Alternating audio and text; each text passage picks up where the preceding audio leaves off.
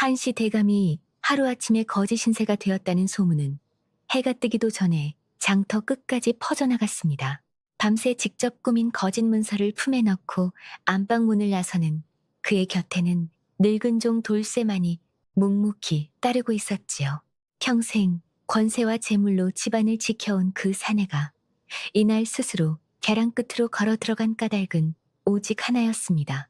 모든 것을 잃는 그 순간 끝까지 제 곁에 남을 사람이 과연 누구인지 그 얼굴을 똑똑히 확인하고 싶었던 것입니다. 먼 옛날 경상도 어느 깊은 골짜기 고을에 한치운 대감의 집이 있었다. 읍내에서 가장 오래된 느티나무가 서 있는 길목을 지나면 높고 두꺼운 돌담이 이어지다 끝에 솟을 대문이 나타나는데 그 안이 바로 한 대감댁이었다. 논이 40여 마직이어 산자락의 밭까지 합하면 하인이 30명이 넘어도 손이 모자랄 지경이었으니 고을 사람들은 이 집을 가리켜 산 아래 으뜸가는 집이라 불렀다. 그런데 말이지요. 겉으로 단단한 돌담일수록 속에서 금이 가면 밖에서는 보이지 않는 법이었다. 한 대감댁의 금도 그러했으니 아무도 모르는 사이에 벌써 깊숙이 벌어지고 있었다. 한치운 대감은 쉰을 앞둔 장신의 사내였다. 말이 적고 걸음이 느린 대신 한 번 시선이 머무는 곳은 결코 빈 곳이 아니었다. 고을에서 가장 많은 전답을 가졌으면서도 잔치를 벌이거나 목소리를 높이는 일이 없었으니 사람들은 그를 두고 돌처럼 무거운 양반이라 하였다. 슬하의 아들이 없다는 것. 그것이 이 사내의 등에 짊어진 평생의 돌덩이였다. 정실부인 송씨는 사대부 가문의 교수로 입보다 손이 먼저 움직이는 여인이었다. 배짜는 솜씨가 고을 안에서 이름이 났고 곡간 열쇠를 한 번도 남의 손에 맡긴 적이 없었다. 혼인한 지 16년이 넘도록 딸 수연이 하나뿐이었으니 송씨, 부인도 대감도 그 앞에서는 서로의 눈을 피하는 날이 많았다. 대를 이을 아들에 대한 갈망이 깊어질수록 대감의 밤잠은 짧아졌다. 결국 후첩을 드리기로 뜻을 정했으니 고을 어른들은 혀를 찼으나 대감의 결심을 꺾을 사람은 없었다. 그렇게 들어온 여인이 바로 채란이었다. 22의 나이에 날카로운 눈매를 가진 여인으로 관아 아전 출신의 몰락한 집안에서 나고 자랐다.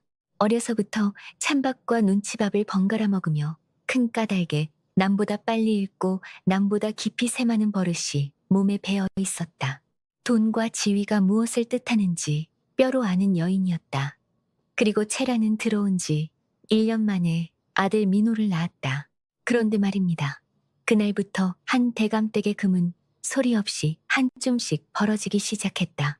대감댁 안에서 세 사람은 같은 지붕 아래 살았다. 아침이면 같은 우물물을 길었고 저녁이면 같은 마당에서 달을 보았으며 문안 인사도 하루도 거르지 않았다. 고을 사람들의 눈에는 더없이 의젓한 양반집 살림으로 보였을 것이다. 그러나 채란의 시선은 늘 송씨 부인이 앉는 안방 윗목을 향해 있었다. 아들을 낳았으니 이 집의 안살림은 마땅히 자기 손에 들어와야 한다는 생각이 채란의 뱃속에서 날마다 돌덩이처럼 단단하게 굳어가고 있었다. 집안의 살림을 오래 맡아온 늙은 종 돌쇠만이 그 금을 눈치채고 있었다. 돌쇠는 대감이 가끈을 매는 법을 배우던 시절부터 이 집에서 밥을 먹은 사람이었다. 입은 무거웠으나 귀와 눈은 누구보다 밝았다. 한 대감댁의 하루는 이른 닭울음과 함께 시작되었다. 하인들이 우물에서 물을 길어 올리고 부엌에 장작불이 피어오르면 송씨 부인은 안방에서 배틀 앞에 앉았다. 실을 고르고 북을 던지는 그 손놀림은 이 집에서 가장 오래되고 변함없는 풍경이었다. 채란의 하루는 달랐다.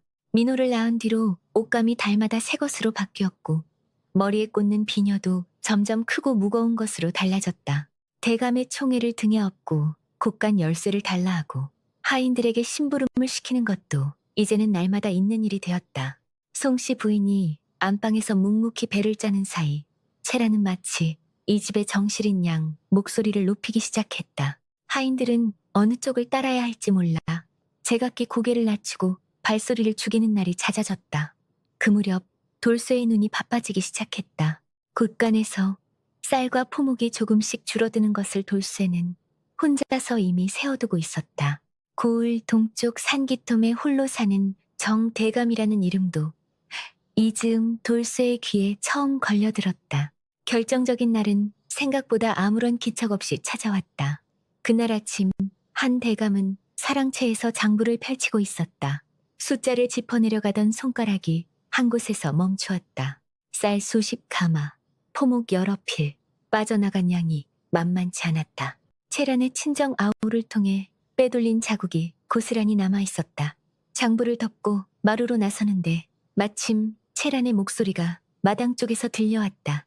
늙은 하녀 하나를 마당에 꿀려놓고 송씨 부인을 가리켜 안방에 틀어박혀 배나 짜는 늙은 마님이라 부르는 소리였다.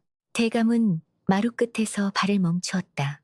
주먹에 힘이 들어갔으나 얼굴빛은 돌처럼 변함이 없었다. 그날 저녁 딸 수연이가 눈시울을 붉히며 찾아왔다. 민호가 누나한테 이 집은 내 거고 누나는 딴 데로 가야 한다고 했다는 것이었다. 네 살배기 입에서 나온 그 말이 어디서 흘러들어간 것인지 대감은 묻지 않아도 알았다. 사랑채 호롱불 앞에 홀로 앉은 대감의 턱이 오래도록 움직이지 않았다. 이윽고 그의 가슴 안에서 하나의 결심이 돌처럼 굳어졌다. 재산이 사라지면 저 여인의 속이 절로 드러날 것이다. 호롱불이 꺼질 때까지 앉아있던 대감은 이튿날 이른 아침 조용히 돌쇠를 불렀다. 사랑채 문을 닫고 마주 앉은 두 사람 사이에 한동안 아무 소리도 없었다. 대감이 먼저 입을 열었다. 돌쇠야, 내가 전 재산을 잃은 것처럼 꾸밀 것이다. 전답도 남의 손에 넘기고 집안이 송두리째 무너진 것처럼 만들 테니 네가 그 밑그림을 함께 그려라. 돌쇠는 눈을 들어 대감을 바라보았다. 오랜 세월 이 사내를 곁에서 모셔온 돌쇠였기에 그 말 뒤에 어떤 속뜻이 있는지 묻지 않아도 알 수 있었다. 대감의 꾀는 단순했으나 날이 서 있었다. 전 재산을 날린 듯 선포하고 하인을 모두 내보내어 두 여인이 맨 얼굴 그대로 드러나기를 기다리는 것이었다. 송씨 부인에게도 알리지 않기로 했다. 참으로 그런 것처럼 보여야 참된 것이 드러나는 법이니까. 단, 너는 고을 동쪽 산기쿰 대감댁으로 품을 팔러 가되 눈과 귀만은 항상 이쪽을 향해 열어두어라. 돌쇠는 말없이 허리를 숙였다. 그것으로 좋겠다. 며칠 뒤 이른 아침 한 대감은 집안 식구와 하인 모두를 마당에 불러 세웠다. 늦가을 바람이 마당을 쓸고 지나가고 있었지만 대감의 목소리는 그 바람보다 차가웠다. 하인들은 영문을 몰라 서로 눈짓을 나누었고 송씨 부인은 조용히 두 손을 포개어 잡은 채 대감을 올려다보았다. 채라는 민호를 안고 마루 끝에 비스듬히 기대서 있었다. 대감이 느리게 입을 열었다. 한양의 대너움이 터지면서 내가 보증을 섰던 돈이 모두 허공으로 날아갔다. 전답도 이미 넘겼고 남은 것이라곤 이 집 한 채뿐이다. 하인들은 새 기별이 올 때까지 각자 갈 길을 찾아라. 마당이 그 자리에서 얼어붙었다. 하인들 사이에서 낮은 웅성거림이 파도처럼 일었다. 십수년을 이 집에서 밥을 먹고 잠을 잔 이들이었으니 그 충격이 적을 리 없었다. 송씨 부인은 두 손을 포갠 채 고개를 한번 끄덕였다. 눈물도 없었고 원망도 없었다. 다만 알겠습니다 라는 짧은 말 한마디뿐이었다. 채란의 안색이 흑빛으로 변했다. 민호를 아는 팔에 힘이 잔뜩 들어가더니 이내 아랫입술을 세게 깨물었다. 무언가를 쏟아내려다 간신히 삼키는 것이 역력했다. 대감의 시선이 자기를 향하고 있다는 것을 느꼈기 때문이었다. 돌쇠는 태연히 물러섰다. 이미 다 알고 있었으니까. 돌쇠는 이튿날 동이 트기 전에 짐 보따리 하나를 챙겨 고을 동쪽 산기쿰 정대감댁을 향해 길을 나섰다. 하인이 단 한 명도 없는 살림은 생각보다 훨씬 혹독했다. 밥을 짓고 빨래를 삶고 장작을 쪼개는 일이 고스란히 두 여인의 어깨 위로 떨어졌다. 처음 며칠은 집안 전체가 흐트러지고 어수선했다. 송씨 부인은 이튿날 새벽부터 부엌으로 들어갔다. 아궁이에 불을 지피고 솥에 죽을 올리고 마당을 쓸었다. 딸 수연이도 어미 곁에서 소매를 걷어붙이고 함께 움직였다. 며칠이 지나자 송씨 부인은 배틀에서 짠 무명을 잘라 수건과 주머니를 만들어 장터에 내다 팔기 시작했다. 손이 트고 허리가 쑤셔도 그 입에서 불평 한마디가 나온 적이 없었다. 채라는 달랐다. 그런데 말이지요. 채라는 방문을 걸어 잠그고 울다가 소리를 지르고 소리를 지르다가 다시 울기를 되풀이했다. 고운 치마를 입은 채 마루에 걸터 앉아 한숨만 길게 내쉬었다. 대감이 마당을 지나칠 때면 목청을 돋우었다. 대감마님, 어찌 이 일을 당하도록 소첩한테는 귀띔 한마디 없으셨사옵니까? 눈에 넣어도 안 아픈 민호가 이 고생을 해야 하옵니까? 대감댁 자식으로 태어나 이런 꼴을 당하다니 세상에 이런 법이 어디 있사옵니까? 대감은 말없이 걸어 지나갔다. 두 여인을 바라보는 그의 눈이 날이 갈수록 깊고 무거워졌다. 한 달이 지나자 채란의 움직임이 눈에 띄게 달라지기 시작했다. 처음에는 사흘에 한 번이었다. 친정에 가야 한다 하거나 약재를 구하러 간다 하거나 절에 시성을 드리러 간다 하였다. 그런데 한 가지 이상한 점이 있었다. 돌아올 때마다 볼이 발그레하게 달아올라 있었지만 손에는 아무것도 들려있지 않았다. 약봉지 하나도, 절에서 받아온 부적 한 장도 없었다. 대감은 처음엔 못 본 채 했다. 그러나 달이 바뀌며 외출이 이틀에 한 번으로 늘어나자 더는 모른 채 하기가 어려워졌다. 어느 날 해질 무렵 늦게 돌아온 채란의 저고리깃에 낯선 사양 냄새가 배어 있었다. 대감댁에서는 쓰지 않는 향이었다. 대감은 아무 말도 하지 않았다. 다만 그날 밤 사랑채의 호롱불 앞에 오래도록 앉아 있었다. 대감의 머릿속에 이름 하나가 고요히 떠올랐다. 고을 동쪽 산기툼에 홀로 사는 정대감. 호라비로 재산은 넉넉하나 여색을 탐하기로 고을 안에 소문이 자자한 사람이었다.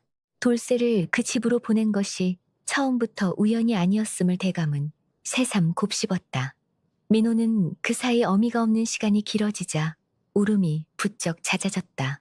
그럴 때마다 송씨 부인이 아이를 안채로 불러 밥을 떠먹이고 이마를 쓸어주었다. 대감은 문틈 너머로 그 모습을 오래도록 바라보았다. 송씨 부인의 손이 민호의 머리를 쓰다듬을 때 그 손끝에는 계산도 망설임도 없었다. 가을이 깊어지던 어느 저녁 돌쇠가 대감을 찾아왔다. 정 대감댁에서 품을 판다는 핑계로 떠난 지 한 달이 조금 넘은 때였다. 돌쇠는 사랑채 문 앞에서 한참을 서성이다 조심스럽게 입을 열었다. 나으리, 소인이 차마 입에 올리기 어려운 것을 보았습니다. 대감은 붓을 내려놓고 돌쇠를 바라보았다. 말없이 앉으라는 눈짓을 보냈다. 돌쇠가 천천히 고했다. 채란이 정 대감댁 뒤 청쪽문으로 들어가는 것을 자신이 직접 눈으로 보았다는 것이었다. 한 번이 아니었다. 돌쇠가 그 집에 머문 한 달 사이에만 67번이 넘었다 하였다. 들어갈 때는 고개를 숙이고 종종 걸음을 쳤고 나올 때는 해가 뉘엿뉘엿 기울고 나서야 문을 빠져나왔다 하였다. 방 안에 긴 침묵이 내려앉았다. 대감은 눈을 감았다. 이미 짐작하고 있었던 일이었다. 그러나 짐작이 확인으로 바뀌는 순간의 무게는 생각보다 훨씬 묵직했다. 대를 이으려는 욕심이 이 화를 불러들였다는 자각이 가슴 한켠을 짓눌렀다. 대감의 손이 무릎 위에서 느리게 주먹을 쥐었다가 펼쳐졌다. 한참 만에 대감이 입을 열었다. 더 지켜보아라. 그것이 전부였다. 돌쇠는 고개를 숙이고 물러났다. 그날 밤 늦은 시각 대감은 안채 쪽으로 발걸음을 옮겼다. 안방 창호에는 아직 불빛이 어른거리고 있었다. 송씨 부인이 배틀 앞에 앉아 북을 밀고 있었다. 기척을 느꼈는지 고개를 들었으나 대감은 아무 말 없이 돌아섰다. 목구멍까지 차오른 말이 있었으나 아직은 꺼낼 때가 아니었다. 처마 끝에서 떨어진 낙엽 한 잎이 바람에 마당을 굴러갔다. 대감은 그것을 한참 내려다보다 사랑채로 돌아왔다. 돌쇠가 정 대감댁에 머문 지 2달이 지나갔다. 그 2달 동안 채라는 열흘에 67번 꼴로 고을 동쪽을 드나들었다. 처음에는 낮에 다녀왔지만 나중에는 어둑해진 뒤에야 돌아오는 날이 잦아졌다. 돌아올 때마다 채란의 눈에는 어딘가 들뜬 기운이 서려 있었고 민호가 울어도 방문을 닫아버리는 일이 부쩍 늘었다. 고을 안에서 수근거림이 퍼지기 시작한 것도 그 무렵이었다. 장터에 나온 안악들 사이에서 낮은 목소리가 오갔다. 한 대감 후첩이 정대감댁을 제 집 드나들 듯 한다더라. 살림이 기울자 눈이 돌아간 게지 뭐. 소문이란 한 번 돌기 시작하면 잡을 수 없는 법이었다. 송씨 부인도 장터에서 그 말을 들었을 것이었다. 그러나 송씨 부인은 아무런 내색도 하지 않았다. 배틀 앞에 앉아 여느 때와 다름없이 북을 밀었다. 돌쇠는 2달을 꼬박 지켜본 뒤 다시 대감을 찾아왔다. 이번에는 머뭇거림이 없었다. 나으리, 이제는 고을 안악들도 다 알고 있습니다. 모른 체하기도 어려울 지경이옵니다. 대감은 뜰악을 바라보며 한동안 말이 없었다. 마당의 나무에는 잎이 다 지고 앙상한 가지만 남아 있었다. 대감의 눈빛이 그 가지처럼 마르고 단단해졌다. 대감은 그날 밤 홀로 호롱불 앞에 앉았다. 돌쇠의 2달치 보고가 머릿속에서 차례로 펼쳐졌다. 재산이 날아갔다는 말을 듣자마자 채란이 가장 먼저 한 것은 살 길을 찾는 것이었다. 그것도 이 집안을 추슬러 일으키는 방향이 아니라 더 큰 재산을 쥔 다른 사내를 향한 길이었다. 분노가 치밀었다. 그러나 그보다 먼저 찾아온 것은 쓴맛이었다. 아들을 보겠다는 욕심에 눈이 가려져 저 여인을 들인 것이 끝내 이 꼴을 만들었다는 생각이 가슴 한복판을 묵직하게 내리눌렀다. 대감은 스스로에게 물었다. 과연 체란만의 허물인가? 사람을 바로 보지 못한 내 눈의 탓은 없는가? 호롱불이 가늘게 흔들렸다. 그 흔들림 속에서 대감의 눈앞에 다른 장면들이 하나씩 떠올랐다. 망했다는 말에도 원망 한마디 없이 새벽부터 부엌으로 들어갔던 송씨 부인. 손이 트도록 배틀을 밀며 장터에서 수건을 팔던 모습. 민호가 울 때마다 조용히 불러 밥을 떠먹이던 눈빛. 그 눈빛에는 샘이 없었다. 오직 따뜻한 것뿐이었다. 대감은 오랫동안 앉아 있었다. 호롱불이 한 번 꺼질 만큼 긴 시간이었다. 이윽고 대감이 자리에서 일어났다. 얼굴에서 쓴 기운이 사라지고 단단한 결심이 그 자리를 채웠다. 더 지켜볼 것도 더 기다릴 것도 없었다. 진심은 이미 넉넉히 드러났으니까. 이튿날 아침 대감은 평소보다 일찍 일어났다. 마당에는 첫서리가 하얗게 내려앉아 있었다. 대감은 그 마당을 천천히 가로질러 안채 쪽으로 걸음을 옮겼다. 부엌에서는 이미 불길이 타오르고 있었다. 송씨 부인이 새벽부터 일어나 아침을 짓고 있었다. 대감은 부엌 문 앞에 잠시 멈추어 섰다. 아무 말도 하지 않고 그 등을 바라보았다. 진심은 넉넉할 때가 아니라 궁할 때 드러나는 법이었다. 대감은 그것을 이제야 온몸으로 깨달았다. 하인 30명이 드나들던 시절에는 누가 참이고 누가 거짓인지 분별할 수 없었다. 살림이 텅 비고 나서야 비로소 2 여인의 맨 얼굴이 드러났다. 송씨 부인이야말로 이 집안의 진짜 기둥이었다. 대감은 그날 돌쇠에게 기별을 보냈다.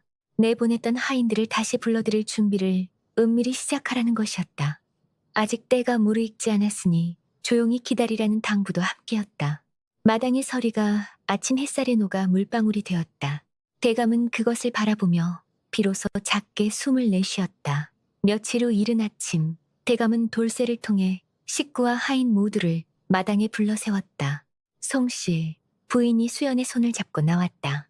채라는 민호를 아는 채 영문을 모르겠다는 얼굴로 섰다. 뿔뿔이 흩어졌던 하인들도 하나둘 마당을 채웠다.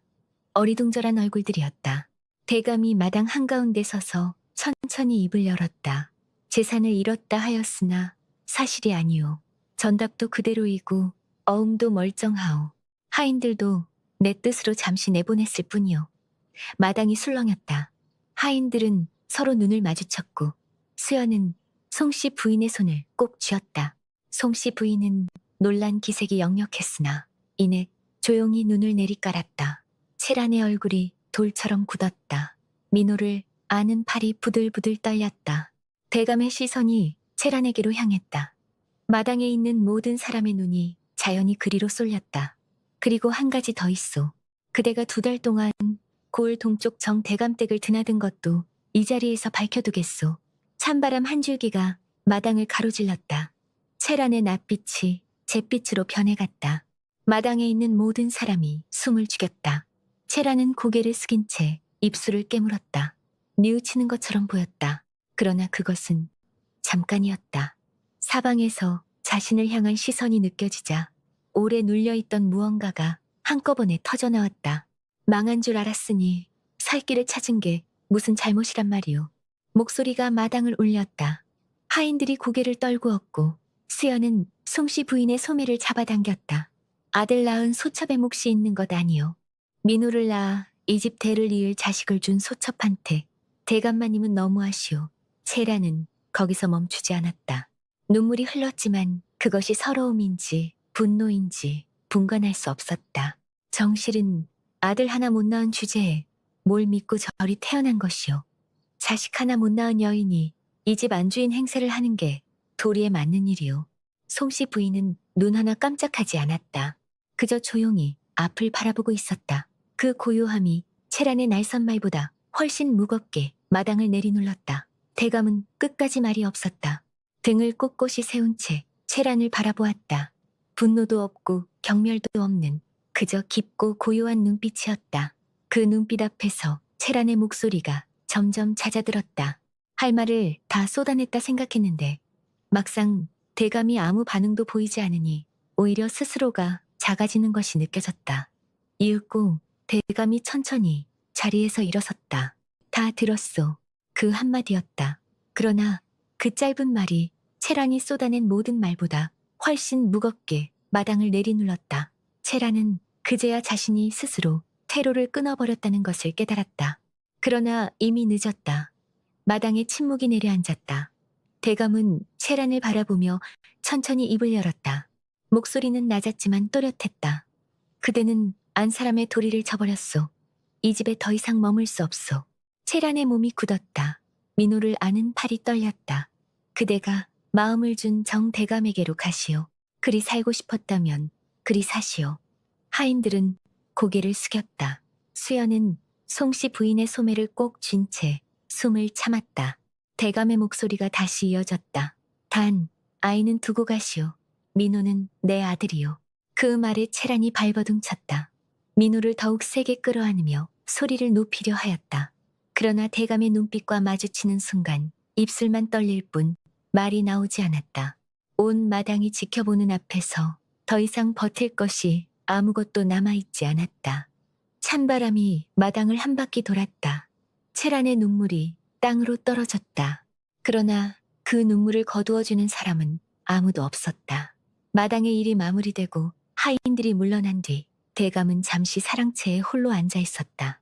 바깥은 고요했다. 채란의 울음소리도 민호의 칭얼거림도 잦아들었다. 수연이가 민호를 데리고 안채로 들어가는 소리가 들렸다. 대감은 한참을 앉아 있다가 천천히 자리에서 일어났다. 안채로 들어서자 송씨 부인이 배틀 앞에 앉아 있었다. 손은 북을 쥐고 있었지만 움직이지 않았다. 대감의 발소리를 들었는지 고개를 들었다. 두 사람의 눈이 마주쳤다. 대감은 말없이 송씨 부인 곁으로 걸어갔다. 그리고 조용히 송씨 부인의 두 어깨를 감싸 안았다. 송씨 부인의 몸이 잠깐 굳었다. 이 집의 대감이 고을에서 돌처럼 무겁다는 사내가 아무 말 없이 자신을 안아주고 있었다. 배틀 위의 북이 손에서 미끄러질 듯 흔들렸다. 대감이 낮은 목소리로 말했다. 조강지처밖에 없소. 대를 이으려는 욕심에 눈이 멀어 그대를 이리 고생시켰소. 용서하시오. 변명도 없었고 꾸밈도 없었다. 오랜 세월 눌러두었던 말이 그렇게 밖으로 나왔다. 송씨 부인은 한동안 움직이지 않았다. 눈가에 무언가 맺혔다. 16년의 세월이 한꺼번에 밀려오는 것 같았다.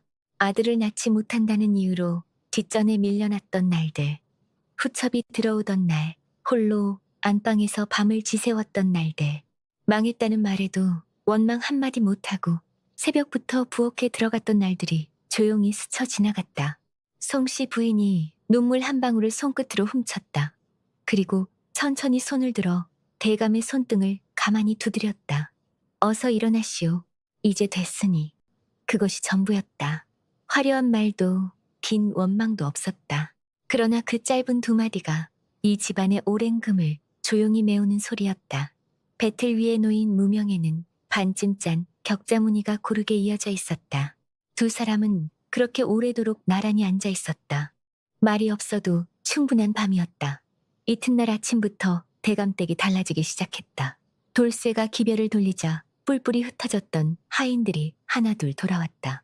집안이 멀쩡한 것을 보고 어리둥절해하는 하인들에게 대감이 조용히 말했다. 잠시 집안 사정을 살필 일이 있었다. 수고들 했다. 하인들은 서로 눈을 마주치며 고개를 끄덕였다. 자세한 말은 없었으나 대강이 사정을 짐작하는 눈치였다. 돌쇠가 정 대감댁에 들어간 것이 처음부터 계책이었음도 그제야 드러났다. 하인들 사이에서 작은 웃음이 오갔다. 부엌에 다시 불이 오르고 마당에 빗자루 소리가 돌아왔다. 송씨 부인이 안채의 주인으로 다시 자리를 잡았다. 배틀 앞에 앉는 그 손이 예전보다 가벼워 보였다. 채란이 보따리 하나를 들고 대감댁을 나서던 날, 마당에는 아무도 나와 있지 않았다. 다만 안채 문 앞에서 송씨 부인만이 조용히 서 있었다. 채란이 문을 나서기 전 민호를 돌아보았다. 민호는 송씨 부인의 손을 잡은 채 어미를 바라보았다. 채란의 눈에서 무언가가 흘렀지만 송씨 부인은 말없이 민호의 손을 꼭 쥐어주었다. 문이 닫혔다. 대감댁의 긴 침묵이 흘렀다. 그러나 그것은 이전에 금이 만들어낸 침묵이 아니었다. 비워지고 난 뒤에 찾아오는 고요함이었다. 그날 저녁 송씨 부인이 민호를 불러 밥을 챙겨 먹였다. 민호는 숟가락을 받아들며 송씨 부인을 올려다보았다. 따뜻한 곳을 향해 조용히 기대어 오는 눈빛이었다. 봄이 오고 있었다. 대감댁 트럭 한켠에 산수유가 노랗게 피기 시작했다. 하인들이 제자리를 찾고 살림이 다시 돌아가면서 집안에 오래도록 없었던 웃음소리가 돌아왔다. 수연이가 민호의 손을 잡고 마당을 뛰어다니는 소리, 부엌에서 하인들이 도란도란 이야기를 나누는 소리였다. 민호는 날이 갈수록 송씨 부인을 어미처럼 따랐다. 아침에 눈을 뜨면 제 발로 안채를 찾아와 송씨 부인의 곁에 앉았다. 송씨 부인은 그럴 때마다 민호의 머리를 쓰다듬으며 밥을 챙겨주었다. 말이 많지 않아도 그 손길 하나가 아이에게는 세상 전부였다. 채란의 사정은 달랐다. 대감댁을 나선 채란이 가장 먼저 향한 곳은 정 대감댁이었다. 그러나 문은 열리지 않았다. 하인이 나와 짧게 고할 뿐이었다. 대감마님께서 아무도 들이지 말라 하셨다는 것이었다. 채란은 한참을 그 문 앞에 서 있었지만 끝내 돌아서야 했다. 친정으로 향했지만 반기는 얼굴도 없었다. 몰락한 집안에 짐이 하나 더 얹히는 것을 반길 사람은 없었다. 아우는 눈을 피했고 늙은 어미는 한숨을 쉬었다. 채란은 결국 고을 장터를 서성이는 신세가 되었다. 한때 고운 치마를 입고 대감댁 마당을 활보하던 여인이 이제는 갈 곳을 잃고 장터 끝을 맴돌았다. 사람들은 못 본 채 지나쳤다. 봄볕은 대감댁 뜰하게만 따뜻하게 내려앉았다. 그해 겨울 대감댁에 기쁜 소식이 찾아왔다. 송씨 부인이 아이를 가졌다는 것이었다. 대감은 그 말을 듣는 순간 오랫동안 말을 잃었다. 기쁨이 너무 커서 소리가 되지 않는 순간이었다. 돌쇠는 그 소식을 듣고 혼자 마당 한켠에서 조용히 웃었다. 이듬해 봄, 송씨 부인이 옥동자를 낳았다. 아이의 울음소리가 대감댁 돌담을 넘어 고을 안으로 퍼져나갔다. 민호는 갓난 동생을 처음 품에 안던 날 눈을 동그랗게 뜨고 한참을 들여다보았다. 수연은 어미 곁에서 아이를 달래며 환하게 웃었다. 대감은 그 모습을 문 앞에 서서 바라보았다. 대를 이을 아들을 보겠다는 욕심에 긴 세월을 돌아온 것이었지만 정작 그 아들이 찾아온 것은 모든 것이 제자리를 잡고 난 뒤였다.